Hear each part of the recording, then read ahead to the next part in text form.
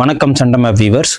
நம்ம ஒரு சீரீஸ் பார்த்துக்கிட்டு இருக்கோம், வீடியோ வடிவில் சமச்சீர் புத்தகம் அப்படின்னு சொல்லிட்டு. இன்னைக்கு 2வது வகுப்பு, ஓகேங்களா? அதில் 6ஆம் வகுப்பு முதல் பருவம். நேத்தி ஒரு லெசன் பார்த்தோம், இன்னைக்கு செகண்ட் லெசன் பார்க்குறோம். அதில் இன்னைக்கு என்ன கிளாஸ் பார்க்க போகிறோம் அப்படின்னா, அழகு 2 மனிதர்களின் பரிணாம வளர்ச்சி. பரிணாம வளர்ச்சி எப்படியெல்லாம் இருக்குது அப்படின்னு சொல்லிட்டு பார்க்குறோம். அதில் ஃபஸ்ட்டு நம்ம ஸ்கூல் புக்கில் எப்படி கொடுத்துருக்காங்க அப்படின்னா, இந்த ஃபோட்டோஸ் தான் கொடுத்துருக்காங்க. அதையே நம்ம எடுத்து வந்திருக்கோம். ஏன்னா சமச்சீர் புக்கை தான் நம்ம வீடியோ வடிவில் கொண்டு வந்திருக்கோம். ஸோ சமச்சீர் புக்கை தவிர வேற எங்கேயுமே நம்ம சோர்ஸ் எடுக்கலை. அதில் எப்படி இருக்குது அப்படின்னா, 400 கோடி ஆண்டுகளுக்கு முன் புவி எப்படி இருந்துச்சு, புவி தோற்றம் அடைந்தது, 20 லட்சம் ஆண்டுகளுக்கு முன்பு மனிதன் எப்படி நடந்தான் அப்படின்னு சொல்லிட்டு, 3 லட்சம் ஆண்டுகளுக்கு முன்பு எப்படி இருந்தாங்க அப்படின்னு சொல்லிட்டு, அதுக்கப்புறம் 5000 ஆண்டுகளுக்கு முன் வேளாண்மை தொடங்கியது அப்படின்னு சொல்லிட்டு கொடுத்துருக்காங்க.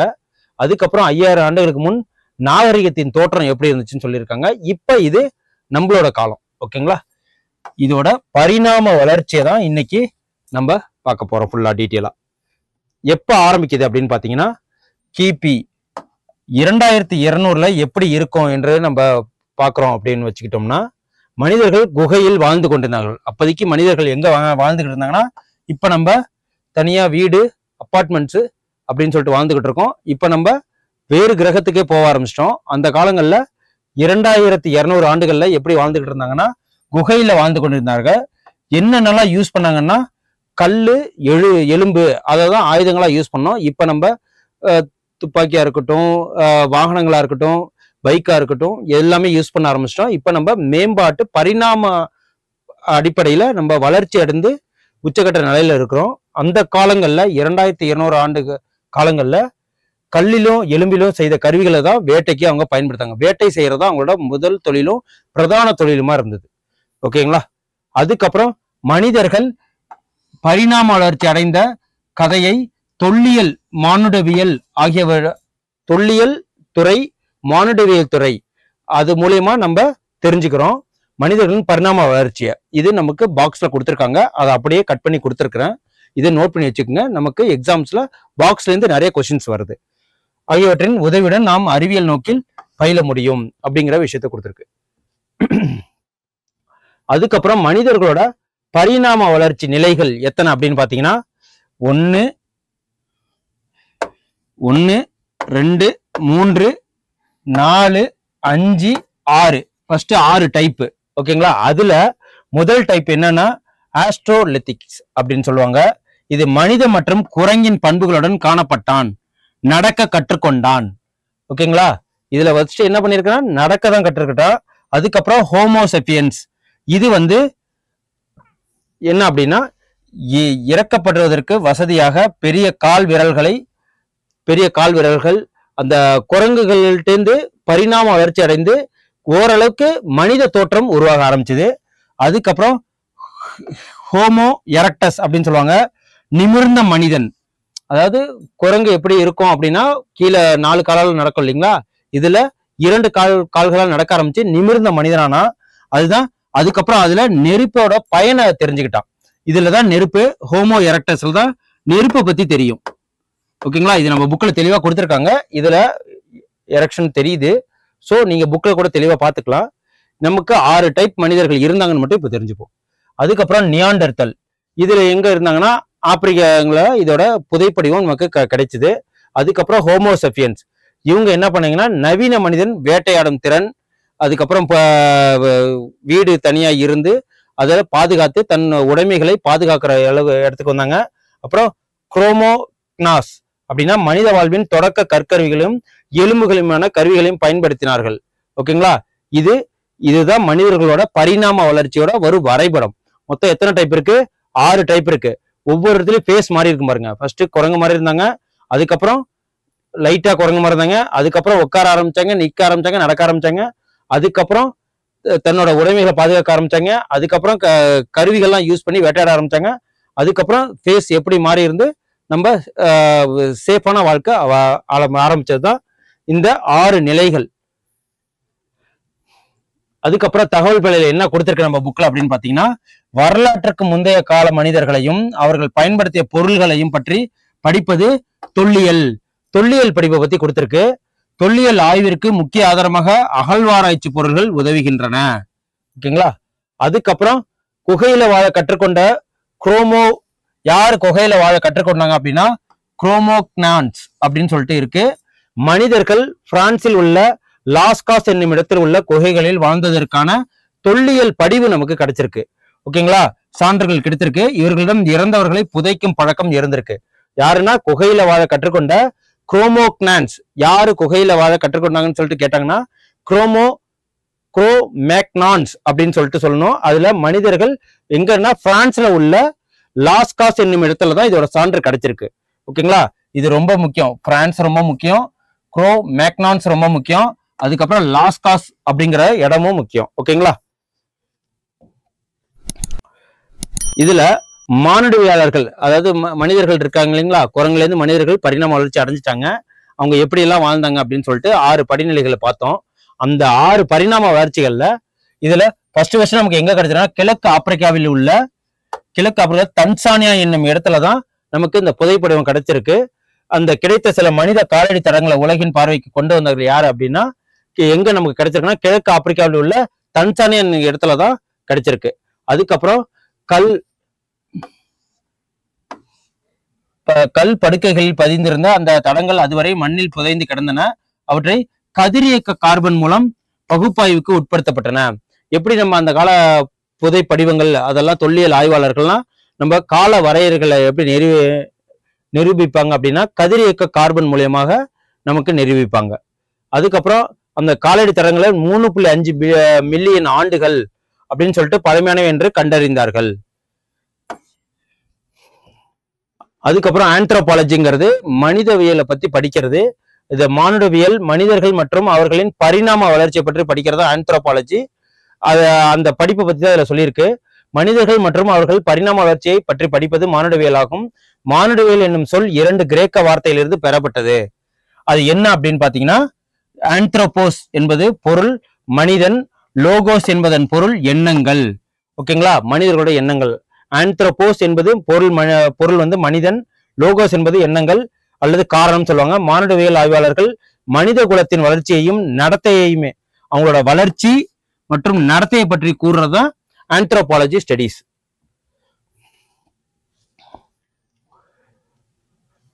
இது நம்ம புக்ல எங்க கொடுத்திருக்காங்க அப்படின்னா இந்த ஹேமோசெபியன்ஸ், நியாண்டர்தல், ஹேமோசெபியன்ஸ் இவங்க எல்லாருமே வந்து எங்கெங்கெல்லாம் வாழ்ந்திருக்காங்க அப்படின்னு சொல்லிட்டு ஒரு மேப் நம்ம புக்ல கொடுத்திருக்காங்க. அதை கட் பண்ணி கொடுத்திருக்கிறேன். கிழக்கு ஆப்பிரிக்காவிலிருந்து உலகின் பிற பகுதியை நோக்கி ஹோமோசெபியன்கள் இடம் பெயர்ச்சி எப்படி நடந்தது அப்படின்னு சொல்லிட்டு இந்த வரைபடம் நமக்கு காமிக்குது. ஃபர்ஸ்ட் அவங்க எங்க இருந்தாங்க அப்படின்னா இதுதான் ஆப்பிரிக்கா காண்டினென்ட். இந்த இடத்துலதான் இருந்திருக்காங்க. அவங்க எதன் மூலியமாலாம் நம்ம பிரிஞ்சு வந்திருக்காங்க அப்படின்னு பாத்தீங்கன்னா தரை வழியா தான் அவங்களோட ஸ்ப்ரெட் இருந்திருக்கு. ஓகேங்களா. அவங்க ஊடுருவி எது மூலியமா வந்தாங்கன்னா தரைவழி பாதையா தான் இப்படி வந்து இங்கெல்லாம் இதெல்லாம் இப்போதைக்கு இருக்கிற யூரோப்பியன் காண்டினென்ட்ஸ். இது மூலியமா வந்து இந்தியா அது இருக்கு பாத்தீங்களா, இதான் இந்தியா. அது மூலியமா வந்து தரைவழி பாதைகளா வந்துதான் இந்த ஆஸ்திரேலியா இருக்கட்டும், நியூசிலாந்தா இருக்கட்டும், அந்த உலகில் உள்ள இதெல்லாம் தென் அமெரிக்கா, இதெல்லாம் வட அமெரிக்கா. ஓகேங்களா. இந்த இடத்துக்கெல்லாம் அவங்க எப்படி ஊடுருவி போனாங்கன்னா எல்லாமே லேண்டு வழியா தான் போயிருப்பாங்க. பாத்துக்குங்க, லேண்டு வழியா தான் போயிருப்பாங்க. எதுவுமே சீ ரூட் கிடையாது. மனிதர்களும் அவரது வாழ்விடங்களும் அப்படின்னு சொல்லிட்டு நம்ம புக்ல பாக்ஸ்ல கொடுத்துருக்காங்க. இது ரொம்ப ரொம்ப முக்கியம். அந்த இதை நோட் பண்ணி வச்சுங்க. மொத்தம் எத்தனை டைப் இருக்கு? 8 டைப் இருக்கு. ஆஸ்ட்ரோலோப்திகஸ் அப்படின்னா கிழக்கு ஆப்பிரிக்கால வாழ்ந்தவங்க பேரு ஆஸ்ட்ரோலோப்திகஸ். ஹோமோ ஹெபிலிஸ் அப்படிங்கிறவங்க தென்னாப்பிரிக்கால வாழ்ந்தவங்கள பேரு ஹோமோ ஹெப்லிஸ் அப்படின்னு சொல்லுவாங்க. ஹோமோ எரக்டஸ்ங்கிறது எங்க வாழ்ந்தவங்களை சொல்லுவாங்கன்னா ஆப்பிரிக்கா மற்றும் ஆசியா காண்டினென்ட்ல வாழ்ந்தவங்களை சொல்லுவாங்க ஹோமோ எரக்டஸ். நியாண்டர்தல்ங்கிறவங்கள யுரேஷியா, அதாவது ஐரோப்பியா மற்றும் ஆசியா இந்த இடங்கள்ல வாழ்ந்தவங்கள சொல்லுவாங்க. எதுனா நியாண்டர்தல். குரோமோக்னான்ஸ் அப்படிங்கிறவங்க எங்க சொல்லுவாங்கன்னா பிரான்ஸ். பீகிங் மனிதன் எங்க இருப்பாங்கன்னு சொல்லுவாங்கன்னா சீனா. ஹோமோசெபியன்ஸ் எங்க இருப்பாங்க அப்படின்னா ஆப்பிரிக்கால. அதுக்கப்புறம் ஹைடல்பர்க் மனிதன் எங்க இருப்பாருன்னா லண்டன். இது எல்லாமே பரிணாம வளர்ச்சியின் உள்ள மனிதர்களோட வகைப்பாட்டியல தான் சொல்லியிருக்காங்க. இது அப்படியே நமக்கு கொஸ்டின்ஸ்ல கேட்டிருக்காங்க. 2-3 கொஸ்டின்ஸ் கேட்டிருக்காங்க. இது ரொம்ப முக்கியம். அதுக்கப்புறம் அவங்க வேட்டையாடுதலையும் உணவை சேகரித்தலும் எப்படி இருக்கு அப்படின்னு பாத்தீங்கன்னா, நம் முன்னோர்கள் அலைந்து திரிபவர்களாகவே இருந்தார்கள். அலைந்து திரிபவர்கள்னா அவங்க நாடோடிகளாக இருந்தார்கள். ஒரு இடத்துல தங்கி நம்ம இப்ப வாழ்ற மாதிரி வாழ மாட்டாங்க. நாடோடிகள் வாழ்க்கை தான் வாழ்ந்தாங்க. அவங்க தன்னோட உடைமைகளை பிள்ளைகளா இருக்கட்டும், அதாவது விலங்கு வச்சிருப்பாங்கல்ல, ஆடு மாடு பசு, அதெல்லாம் மேய்ச்சல் மூலியமா ஒரு இடத்துல இருந்து இன்னொரு இடத்துக்கு, ஒரு இடத்துல வேட்டையாடி சாப்பிட்டுட்டு அதை அப்படியே அங்க விட்டுட்டு அதுக்கப்புறம் இன்னொரு இடத்துக்கு இடம்பெயர்ந்து ஒரு பர்மனன்ட் செட்டில்மெண்ட் இல்லாம இருந்தாங்க. அதுதான் இந்த நாடோடி வாழ்க்கை. நம் முன்னோர்கள் அலைந்து திரிபவர்களாகவே இருந்தார்கள். அதுக்கப்புறம் மரம், குகை அல்லது மலை அடிவாரத்தில் தங்கினார்கள். அவங்களுக்கு தனி வீடு கிடையாது, லேண்டு கிடையாது, எதுவும் கிடையாது, பில்டிங்ஸ் கிடையாது. ஒண்ணு மரம்ல இருப்பாங்க, இல்ல குகை அல்லது மலை அடிவாரத்தில் தங்கினார்கள். அதுக்கப்புறம் ஒவ்வொரு குழுவிலும் 30 முதல் 40 பேர் இருப்பாங்க. தனியா இருந்தா என்ன பண்ணும், கொடிய விலங்குகளான புலி, சிங்கம், அந்த கரடி அப்படிங்கிற விலங்குகள் தாக்கப்படாமல் இருக்க தன்னை காத்து கொள்றதுக்காக 30 பேர் 40 பேர் ஒரு ஃபேமிலியா ஒரு இடத்துல இருப்பாங்க. அதுக்கப்புறம் வேட்டையாட ஆரம்பித்தனர். மீன் பிடிக்கவும் கற்றுக்கொண்டார்கள். இவங்க பல கல் கருவிகளை வச்சு, இதுலதான் அம்பு கண்டுபிடிச்சிருப்பாங்க, கல் கருவிகள் கண்டுபிடிச்சிருப்பாங்க, நெருப்பு உண்டாக்க கண்டுபிடிச்சிருப்பாங்க. இதன் மூலியமாக அவங்க வேட்டையாட கற்றுக்கொண்டாங்க. அதுக்கப்புறம் மீன் பிடிக்கவும் கற்றுக்கொண்டார்கள். தேன் எடுப்பதும், பழம் பறிப்பதும், கிழங்குகளை அகழ்ந்தெடுப்பதும் ஆகியவற்றில் ஈடுபட்டு அவங்களோட உணவு தேவைகளை பூர்த்தி இது மூலியமா தான் நடக்கு. அப்பெல்லாம் சமைச்சு சாப்பிட்றங்கிற வழிபாடு கிடையாது. தேன் எடுப்பதும், பழம் பறிப்பதும், கிழங்குகளை எடுத்து அதை அப்படியே ராவா உட்கொண்டுதான் வாழ்ந்தாங்க. அதுக்கப்புறம் காடுகளில் இருந்து தானியங்களை சேகரித்தார்கள். ஒரு காலகட்டங்கள்ல அவங்க ஏன் சேகரிக்க ஆரம்பிச்சாங்க அப்படின்னா, ஒரு இடத்துல இருந்து இன்னொரு இடத்துக்கு போறோம், அது இல்லாம இது கிளைமேட் சேஞ்சினாலையும் அவங்களோட பாதுகாப்பு இல்லாம அவங்கள சேர்த்து வச்ச பொருள் எல்லாம் வீணா போறதுனாலையும் சேர்த்து வைக்குங்கிற ஒரு எண்ணம் வருது. அது என்னன்னா, வெஜிடேரியனா இருந்தா, அதாவது தாவரங்கள்ல இருந்து பெறப்பட்டதா இருந்தா அது பல காலங்களுக்கு வருதுங்கிறதுனால அதை சேகரிக்க ஆரம்பிச்சாங்க. அப்படிதான் நமக்கு தானிய கிடங்குகள்லாம் அந்த பழக்கம் ஆரம்பிச்சது அந்த காலங்கள்ல தான். காடுகளில் இருந்து தானியங்களை சேகரிக்கும் முறை இதுல இருந்தா பின்பற்றப்பட்டது. அதுக்கப்புறம் குளிரில் இருந்து தங்களை பாதுகாத்துக் கொள்ள பதப்படுத்தப்பட்ட விலங்குகளின் தோள்களை யூஸ் பண்ணாங்க. இப்ப நம்ம யூஸ் பண்றோம் இல்லைங்களா, வின்டர் சீசன்ல நம்ம இதெல்லாம். அதுக்கப்புறம் காட்டன் துணியை யூஸ் பண்ணுவோம் வெயில் காலங்கள்ல. அந்த மாதிரி அவங்க எந்த சீசனுக்கு தகுந்த மாதிரி ஆடைகளை சேஞ்ச் பண்ண ஆரம்பிச்சாங்க. ஒரு ஓவர் குளிரா இருக்கிற காலத்துல பதப்படுத்தப்பட்ட விலங்குகளின் தோள்கள், மரப்பட்டைகள், இலைகள் ஆகியவற்றை அவர்கள் ஆடைகளாக அணிந்தார்கள். அதுக்கப்புறம் வேட்டையாடும் முறை அவங்கள்ட்ட எப்படி இருந்துச்சு அப்படின்னா, குழுவாக சென்று வேட்டையாடுவாங்க. ஓகேங்களா. அவங்க இந்த சிக்கிமுக்கு கல்ல வச்சு மிகப்பெரிய பாறைகள், மிக பெரிய பாறைகள் எல்லாம் அந்த சிக்கிமுக்கு கல்ல அதை வச்சு செதுக்கி கோடாரி தயாரிச்சு, அம்புகள் தயாரித்து, மிக வலிமையான ஒரு ஆயுதங்களை தயாரித்து தன்னை எதிர்கொண்டு வரும் விலங்குகளை வேட்டையாடி உணவு சேகரிக்கும் பழக்கம் இருந்துச்சு. அது மூலியமா தான், பாறைகள் மூலியமா தான் அவங்க ஆயுதங்களை உருவாக்கிக்கிட்டாங்க. அதுதான் இதுல சொல்லுது, குழுவாக சென்று வேட்டையாடினாங்க. அதுக்கப்புறம் குழி தோண்டி அதில் விலங்குகளை சிக்க வைத்து வேட்டையாடுதல் முறை அவங்கள்ட்ட பிரபலமா இருந்துச்சு. அதுக்கப்புறம் அவங்க ஆயுதங்கள் எதை யூஸ் பண்ணாங்கன்னா கல்லுதான். அப்போதைக்கு இரும்பெல்லாம் கண்டுபிடிக்கல. அந்த பழங்கற்க காலங்கள்ல அந்த இயர்கள்ல கற்களை தான் அவங்க ஆயுதங்களா யூஸ் பண்ணாங்க. அதுக்கு மிகப்பெரிய இம்பார்ட்டன்டான கல் எது அப்படின்னா சிக்கிமுக்கு கல்லுன்பாங்க. அது மிகவும் உறுதித்தன்மை கொண்டது. அதை உரசுனா அதுல இருந்த நெருப்பும் அவங்க உருவாக்க செஞ்சாங்க. நெருப்பை கண்டுபிடித்ததும் சிக்கிமுக்கு கல்லு உரசுனதை வச்சுதான். கற்கருவிகளை ஆயுதங்களாக சிக்கிமுக்கு கல் உபயோகம் செய்யப்பட்டது. அவர்கள் நெருப்பின் பயன்பாட்டை அறிந்திருந்தனர். எது மூலயமா நெருப்போட பயன்பாட்டை அறிஞ்சிருந்தாங்கன்னா, நெருப்பை கண்டுபிடிச்சது இந்த சிக்கிமுக்கு கல்லை வச்சுதான் நெருப்பை கண்டுபிடிச்சாங்க.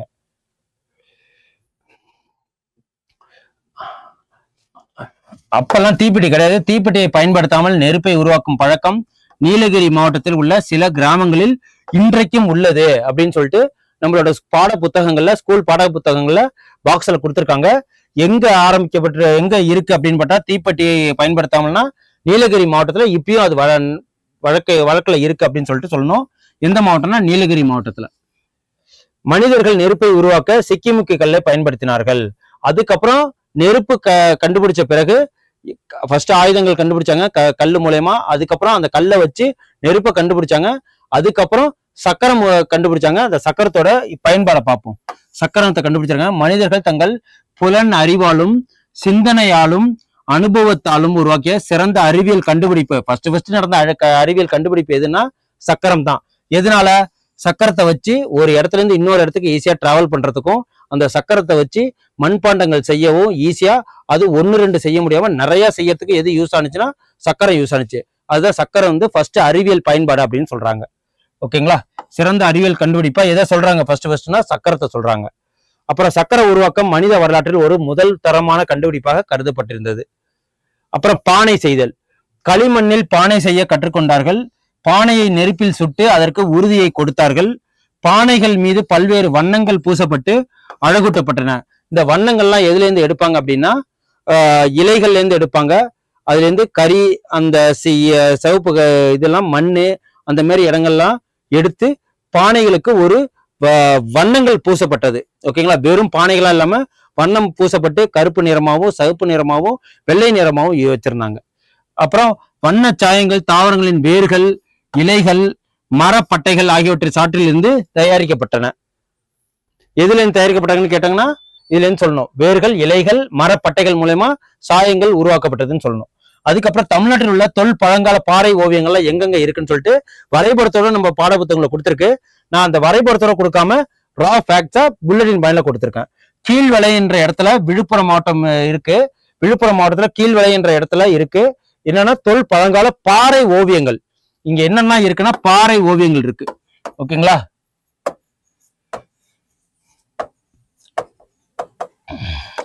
விழுப்புரம், மதுரை, கோவை, இதுவும் கோவை தான். விழுப்புரம் மாவட்டத்துல கீழ்வளை என்ற இடத்துல இருக்கு. அதுக்கப்புறம் மதுரையில உசிலம்பட்டியில இருக்கு. கோவையில குமுதிபதி அப்படிங்கிற இடத்துல இருக்கு. அதுக்கப்புறம் கோவையில மாவடைப்பு அப்படிங்கிற இந்த 4 இடங்கள்ல நமக்கு என்ன இருக்கு? பழங்கால பாறை ஓவியங்கள் கண்டுபிடிச்சிருக்காங்க. அப்புறம் மனிதர்கள் ஓவிய ஒளியாகவும் அசைவுகளாகவும் தங்கள் எண்ணங்களை வெளிப்படுத்தினார்கள். அப்பெல்லாம் பேசும் திறன் கிடையாது. ஃபர்ஸ்ட் ஆரம்பிச்ச அந்த காலகட்டங்கள் என்னன்னா ஒளி, அதாவது சவுண்டு விடுறது, அதுக்கப்புறம் அசைவு கொடுக்கறது, அப்புறம் எண்ணங்களை எப்படி வெளிப்படுத்தினாங்கன்னா இந்த 2 மூலியமா தான், ஒளி எழுப்புதல், அசைவு மூலியமா. அதுக்கப்புறம் பாறை ஓவியங்கள் நமக்கு ஏகப்பட்ட விஷயங்களை சொல்லி தருது. அது என்னன்னா மொத்தம் எத்தனை குகைகள்ல நமக்கு அந்த ஓவியங்கள் இருக்குன்னு பாத்தீங்கன்னா 750 குகைகளில ஏறத்தாழ 500 குகைகளில் பாறை ஓவியங்கள் நமக்கு காணப்பட்டிருக்கு. எத்தனை பாறை ஓவியங்கள் இருக்குன்னு கேள்வி கேட்கலாம். மொத்தமா கேட்டா 750, எத்தனை நமக்கு கிடைச்சிருக்குன்னு கேட்டா 500. ஓகேங்களா? ஆண்களும் பெண்களும் வேட்டையாடுவதையும் நடனமாடுவதையும் குழந்தைகள் விளையாடுவதையும் இந்த ஓவியங்களுக்கு நமக்கு எடுத்துரைக்குது. அதுக்கப்புறம் வண்டல் மண்ணோட அவங்களுக்கு இம்பார்ட்டன்ஸ் தெரிஞ்சுது. எதனாலனா வண்டல் மண்ணு ரொம்ப செழிப்பான மண்ணு. அதுல எந்த விதைகளை போட்டாலும் பல்கி பெருகி பல விதைகளாக நமக்கு கொடுக்கும். அந்த இதுல வண்டல் மண் சூரிய நிலம் மற்ற பகுதிகளை விட செடி வளர்றதுக்கு ஏற்றதாக இருந்த இடம் இதுன்னு சொல்லிட்டு கண்டுபிடிச்சாங்க அந்த காலகட்டங்கள்ல. ஓகேங்களா? அதுக்கப்புறம் விவசாயம் என்பது செயல்பாட்டுக்கு வந்தது. அந்த காலங்கள்ல விதைகளோட அருமை தெரிஞ்சு ஒரு விதையை போட்டா பல மரங்கள் வரும்னு சொல்லிட்டு விதைகளை போட்டு வண்டல் மண்ணோட அருமை தெரிஞ்சு அதுக்கப்புறம் விவசாயத்தை ப்ராப்பரா பண்ண ஆரம்பிச்சாங்க. அப்புறம் விலங்குகளை பழக்கி அவற்றுக்கு உணவு கொடுத்து வளர்த்து அவற்றையும் விவசாயத்திலும் ஈடுபடுத்தினார்கள். ஃபர்ஸ்ட் விவசாயத்துக்கு ஈடுபட்ட விலங்கு எதுன்னு கேட்டாங்கன்னா எருது அப்படின்னு சொல்லணும். எரும மாடு இருக்குல்ல, அது உழுவதற்கு பயன்படுத்தப்பட்டன. அதுக்கப்புறம் சமைப்பதற்கும் சேமிப்பதற்கும் கொள்கலன்கள் தேவைப்பட்டன. அந்த கொள்கலன் தான் பானை தயாரிக்க, சக்கரம் பானையை தயாரிக்க ஆரம்பிச்சாங்க. வண்டல் மண்ணை யூஸ் பண்ண ஆரம்பிச்சிட்டாங்க. அதோட யூசேஜ் எல்லாமே தெரிஞ்சு போயிட்டு அதுக்கப்புறம் பானை செய்யவும் சக்கரம், அப்புறம் நெருப்பு வந்துருச்சு. இந்த பிரச்சனைக்கு தீர்வை வழங்கின. அதுக்கப்புறம் கலப்பை கண்டுபிடிக்கப்பட்டதால் விவசாயம் இன்னும் மேம்படுத்த ஆரம்பிச்சு ஒரு லேண்ட்ல பண்ண கலப்பையை அந்த கலப்பையை வச்சு உழுத நிலத்தை வச்சு இப்போ கலப்பையை வச்சு என்ன ஏக்கர் கணக்குல விவசாயம் பண்ண ஆரம்பிச்சாங்க. அதுக்கப்புறம் என்னன்னா நிலத்தை ப்ராப்பரா உழுந்து விதைத்து அதுக்கப்புறம் ஒரு ஏக்கர் கணக்குல விவசாயம் பண்ண ஆரம்பிச்சுட்டாங்க. அப்புறம் அறுவடை செய்தார்கள். அதுக்கப்புறம் அவங்க ஃபர்ஸ்ட் நாய்களையே தன்னோட டேம்டு அனிமல்ஸ், வீட்டுல பழக்கின அனிமல்னு ஃபர்ஸ்ட் எதுன்னு கேட்டீங்கன்னா நாய்களை பழக்கி வச்சிருந்தாங்க. எதுனா அதோட மோப்ப சக்தி அதிகம். அதாவது எதிரிகளிலிருந்து தன்னோட விசுவாசிகளை நன்றி திறன் அதிகமா இருக்கிறதுனால தன்னோட முதலாளியை காக்கும் திறன் அதிகம்னால நாய்கள் மக்களோட இணைஞ்சு வாழ பழகிக்கிட்டதுனால நாய்களை தான் அவங்க ஃபர்ஸ்ட் பழக்கி வச்சிருந்தாங்க. அதுதான் இதுல சொல்லியிருக்கு. நாய்களை வீட்டு காவலுக்கு பழக்கி வைத்திருந்தார்கள். தன்னோட வேட்டையாடும் இடத்துக்கும் அழைச்சிட்டு போனாங்க. தான் வீட்டுக்கு யாராவது வேற விலங்குகள் வந்தா குறைச்சி அதை அபாயத்தை நமக்கு சொல்றதா இருக்கட்டும், எந்த ஒரு விஷயமா இருந்தாலும் நாய்கள் வந்து மனிதர்களோட இணைந்து இருந்துச்சு. அப்புறம் நாயுடன் இந்த கோழி எதுக்குன்னா, கோழி முட்டை அது கறிக்கு யூஸ் ஆகும், ஆடு பாலுக்கு யூஸ் ஆகும், பசு பாலுக்கு யூஸ் ஆகும் போன்றவற்றை தனக்கு தேவையானவற்றை மட்டும் வளர்த்திருந்தாங்க. நாய் காவலுக்கு, கோழி, ஆடு, பசு போன்றவற்றை அவர்கள் வளர்க்க ஆரம்பித்தார்கள். மனிதர்கள் நெடுங்காலமாக சமவெளிகளில் தங்கினார்கள். சமவெளியில தங்குற பழக்கமே அந்த காலங்கள்ல வந்துருச்சு. இந்த காலகட்டத்தில் தான் அவர்கள் விவசாயத்தை கற்றுக்கொண்டதும் கைவினை கலைஞர்களாக திறன்களை வளர்த்து கொண்டதும். கைவினை கலைஞர்கள் எப்படின்னா, பானைகளை மட்டுமே செய்யாம அந்த வண்டல் மண்ணோட அருமை தெரிஞ்சதுனாலையும் அந்த வண்டல் மண்ணோட உறுதித்தன்மை தெரிஞ்சதுனாலையும் அவங்க அதை வச்சு பொம்மைகள்லாம் செஞ்சு கைவினைஞர்களாகவும் உருவாக்கிட்டாங்க. அதை விற்று காசு பண்டமாற்ற முறையில பானையை கொடுத்து பொம்மைகளை கொடுத்து தனக்கு தேவையானங்களை பெற்றுக்கொள்ளணுங்கிற வணிக முறைகளை கத்துக்கிட்டாங்க. தானியங்களை பிற குழுக்களிடம் பரிமாற்றம் செய்து கைவினைகள் செய்த பொருட்களை பரிமாற்றம் செய்து தனக்கு தேவையான பெற்றுக்கொண்டதுதான் இது. தங்களுக்கு தேவையானவற்றை பெற்றுக்கொண்டார்கள்.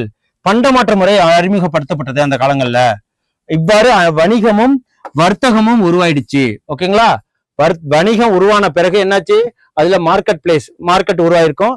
அதுக்கப்புறம் அது அங்க இடத்துல நிறைய பேர் தங்குனதுனால நகரங்கள் உருவாகி இருக்கும். நகரங்கள் பெரு நகரங்கள் ஆயிருக்கும். ஓகேங்களா? இதுதான் இந்த பரிணாம வளர்ச்சியோட இந்த லெசன். இது நான் பிடிஎஃப்பும் கீழே டிஸ்கிரிப்ஷன்ல கொடுக்குறேன். இதை அப்படியே எடுத்து வச்சுக்கோங்க. இந்த வீடியோ பாருங்க, உங்களுக்கு யூஸ்ஃபுல்லா இருக்கும். வித்தின் 10 மினிட்ஸ்ல ஒரு லெசனையும் முடிச்சிருவீங்க. இதுதான் நம்ம இந்த வீடியோ கொடுக்கறதுக்கு உண்டான நோக்கமே. ஓகேங்களா? இதுக்காக நீங்க புக்கெல்லாம் எடுத்துக்கிட்டு இருக்கணும்னு அவசியம் இல்லை. ஜஸ்ட் வீடியோ 10 மினிட்ஸ் பாருங்க, ஒரு லெசனையும் முடிச்சிடலாம். பியூர் ஃபேக்ட்ஸா இருக்கும், வளன்னு எதுவுமே இல்லாம இருக்கும்.